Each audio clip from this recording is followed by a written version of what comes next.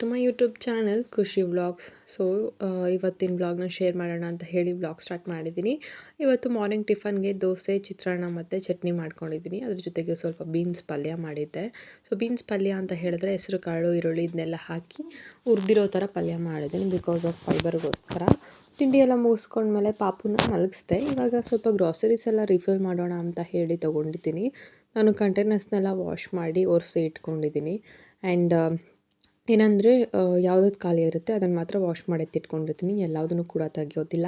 And ಅಲ್ಲಿರೋ vegetables ಎಲ್ಲ ನಮ್ಮ ಕೈ ತೋಟದಲ್ಲಿ ಸಿಕ್ಕಿದ್ದು ಬೆಂಡೆಕಾಯಿ ಮತ್ತು ಸ್ವಲ್ಪ ಗೋರಿಕಾಯಿಗಳು, ಬೇಳೆಗಳನ್ನೆಲ್ಲ ಫಿಲ್ ಮಾಡಿಟ್ಕೊಳ್ತಾ ಇದ್ದೀನಿ. ಆ್ಯಂಡ್ ಅದೆರಡು ತೊಗರಿಬೇಳೆ ಆ್ಯಂಡ್ ಸ್ವಲ್ಪ ಹೆಸರು ಬೇಳೆ, ಮಸೂರ್ ದಾಲ್, ಕಡಲೆಬೀಜ, ಕಡಲೆಬೇಳೆ ಈ ಥರದ್ದೆಲ್ಲ ಖಾಲಿ ಆಗಿದ್ವು. ಇದನ್ನೆಲ್ಲ ಫಿಲ್ ಮಾಡ್ಕೊಳ್ತಾ ಇದ್ದೀನಿ. ಈ ರೀತಿ ಖಾಲಿ ಆದಾಗಲೇ ವಾಶ್ ಮಾಡಿ ಇಟ್ಬಿಟ್ರೆ ಕಂಟೈನರ್ಸ್ನೆಲ್ಲ ಡೀಪ್ ಕ್ಲೀನ್ ಮಾಡೋ ಅವಶ್ಯಕತೆ ಇರಲ್ಲ. ಇನ್ನೂ ಕೆಲವಷ್ಟು ಕಂಟೈನರ್ಸ್ಗಳಿಗೆ ನಾನು ರಿಫಿಲ್ ಮಾಡ್ಕೊಂಡಿದ್ದೀನಿ. ಅದು ಸ್ಪೈಸಸ್ಸು, ಅದೇನಷ್ಟ ಖಾಲಿ ಆಗಲ್ಲ ಅಲ್ವಾ.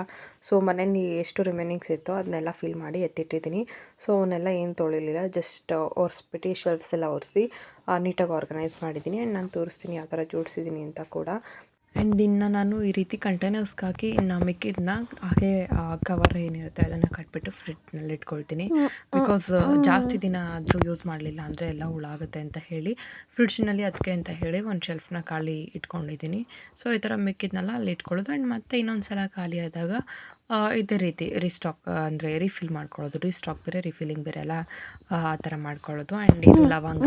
ಸೊ ಸ್ಪೈಸಸ್ಸಲ್ಲಿ ಇದೇ ಒಂದು ಮಾತ್ರ ಪೂರ್ತಿ ಖಾಲಿ ಆಗಿದೆ. ಇದು ಅಂದರೆ ಸ್ಪೈಸಸ್ ನಾರ್ಮಲಾಗಿ ಜಾಸ್ತಿ ಏನು ಖಾಲಿ ಆಗೋಲ್ಲ. ಆ್ಯಂಡ್ ನಾನು ಜಾಸ್ತಿ ಏನು ಯೂಸ್ ಮಾಡಲ್ಲ ಕೂಡ ಪಲಾವ್ಗೆ ಅಥವಾ ಚಿಕನ್, ಮಟನ್ ಸಾಂಬಾರು.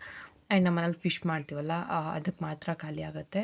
ಸೊ ಇಲ್ಲೆಲ್ಲ ಶೆಲ್ಫೆಲ್ಲ ಒರೆಸಿ ಆ್ಯಂಡ್ ಇಲ್ಲೂ ಕೂಡ ಎಲ್ಲ ಜೋಡಿಸಿಟ್ಕೊಂಡೆ.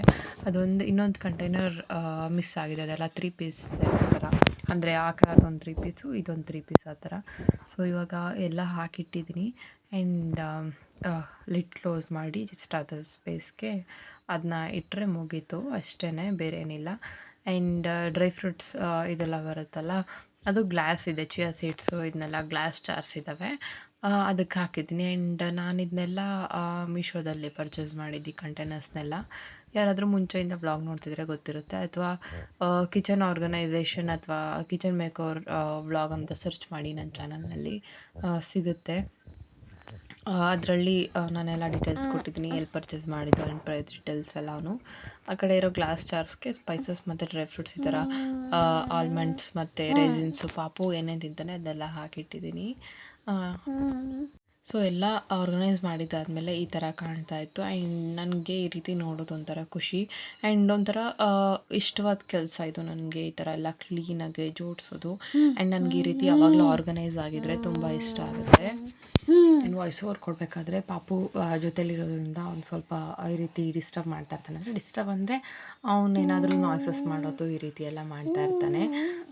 ಕೇಳಿಸ್ತಾ ಇದೆ ಅನಿಸುತ್ತೆ ವಾಯ್ಸ್ ಓವರ್ ಕೊಡ್ತಾ ಇರೋದ್ರಲ್ಲಿ. ಇದು ನೆಕ್ಸ್ಟ್ ಡೇ ಮಾರ್ನಿಂಗ್ ಎದ್ದಿದ ತಕ್ಷಣ ನಾನು ಕೈ ತೋಟದ ಹತ್ರ ಬಂದೆ ಸೊಪ್ಪು ಕಿತ್ಕೊಳ್ಳೋಣ ಅಂತ ಹೇಳಿ. ಸೊಪ್ಪಿನ ಪಲ್ಯ ಮಾಡೋಣ ಅಂತ ಅಂದ್ಕೊಂಡು ಕಿತ್ಕೊಳ್ತಾ ಇದ್ದೀನಿ.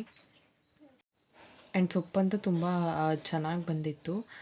ಬೆಳಗ್ಗೆನೇ ಬಂದೆ, ನನಗೇನು ಬೆಳಗ್ಗೆ ಬಂದಿದ ತಕ್ಷಣ ಅಲ್ಲೊಂದು ಸಲ ಆ ಜಾಗಕ್ಕೆ ಹೋಗಿ ಬರಬೇಕು, ಅದಕ್ಕೋಸ್ಕರ ಬಂದಿದ್ದನ್ನೆಲ್ಲ ಹಾಗೆ ಕಿತ್ಕೊಳ್ಳೋಣ ಸೊಪ್ಪನ್ನ ಅಂತ ಹೇಳಿ ಕಿತ್ಕೊಳ್ತಾ ಇದ್ದೀನಿ. ಇದರಲ್ಲಿ ಇವತ್ತು ಏನಂದರೆ ಈ ಸಲ ಹಾಕಿದ ಸೊಪ್ಪಲ್ಲಿ 2 ಥರ ಬಂದಿದೆ. ಒಂದು ಕೆಂಪು ತಂಟು ಅಂತ ಬರುತ್ತಲ್ಲ, ಅಮರಂತ್ ಅಂತ ಏನೋ ಸಿಗುತ್ತೆ.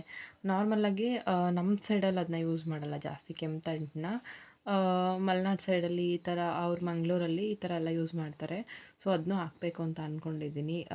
ನಾನು ಹಾಕಿದ್ರೆ ನಿಮಗೆ ತಿಳಿಸ್ತೀನಿ. ಸೊ ಇಷ್ಟು ಸೊಪ್ಪು ಕಿತ್ಕೊಂಡು ಬಂದೆ. ಆ್ಯಂಡ್ ಇಷ್ಟು ಸಾಕಾಗುತ್ತೆ ಪಲ್ಯಕ್ಕೆ ಇಬ್ಬರಿಗೆ. ಸೊ ಈ ಪಲ್ಯದ ಜೊತೆಗೆ ರೊಟ್ಟಿ ಮಾಡ್ಕೊಳ್ತಾ ಇದ್ದೀನಿ. ಆ್ಯಂಡ್ ಇವಾಗ ಪೂಜೆ ಮಾಡ್ಕೊಳ್ಬೇಕು. ನಾನು ಸ್ನಾನ ಮುಗಿಸ್ಕೊಂಡು ಮನೆಯೆಲ್ಲ ಕ್ಲೀನ್ ಮಾಡಿ ಸೊ ಓಡಾಡ್ಕೊಂಡು ಬರೋಣ ಅಂತ ಹೇಳಿ ಬಂದೆ. ಹೂವು ಅಲ್ಲೇ ಇರೋದು ಕೈ ತೋಟದ ಹತ್ರನೇ. ಸೊ ಹೂ ಕಿತ್ಕೊಳ್ಳೋಣ ಪೂಜೆಗೆ ಅಂತ ಅಂದ್ಕೊಂಡು ಹೋಗಿದ್ದೆ ಅಲ್ಲಿಗೆ. ಆ್ಯಂಡ್ ಪೂಜೆ ಎಲ್ಲ ಮುಗೀತು. ಸೊ ನೆನ್ನೆ ಆರ್ಗನೈಸ್ ಮಾಡಿದ್ನಲ್ಲ ಇಲ್ಲೆಲ್ಲ, ಅದು ಈ ರೀತಿ ಕಾಣ್ತಿದೆ. ಆ್ಯಂಡ್ ಅದ್ರ ಮೇಲ್ಗಡೆ ಶೆಲ್ಫ್ನಲ್ಲಿ ಸ್ಟೀಲ್ ಕಂಟೈನರ್ಸ್ ಇಟ್ಟಿದ್ದೆ.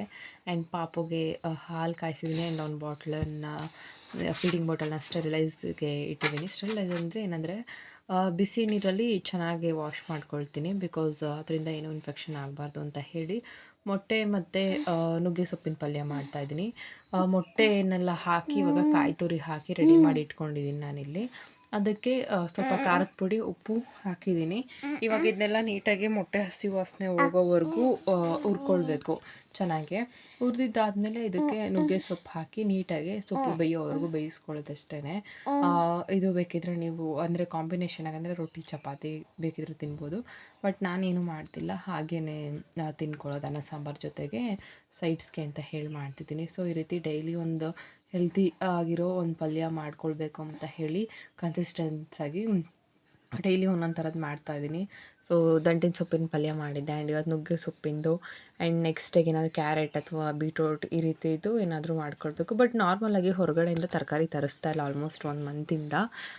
ಏನು ಅವೈಲಬಲ್ ಇರುತ್ತೆ ಮನೆಯಲ್ಲಿ. ಸೊ ದಂಟಿದೆ, ಅದನ್ನು ಯೂಸ್ ಮಾಡ್ಕೊಂಡು ಮಾಡ್ಬೋದು. ಆ್ಯಂಡ್ ತೋಟದಲ್ಲಿ ಸ್ವಲ್ಪ ತರಕಾರಿಗಳಿದ್ದಾವೆ, ಮೂಲಂಗಿ ಇದೆ, ಗೋರಿಕಾಯಿ ಸಿಗುತ್ತೆ ನಮ್ಮ ತೋಟದಲ್ಲೇ, ಬೆಂಡೆಕಾಯಿ ಇದೆ.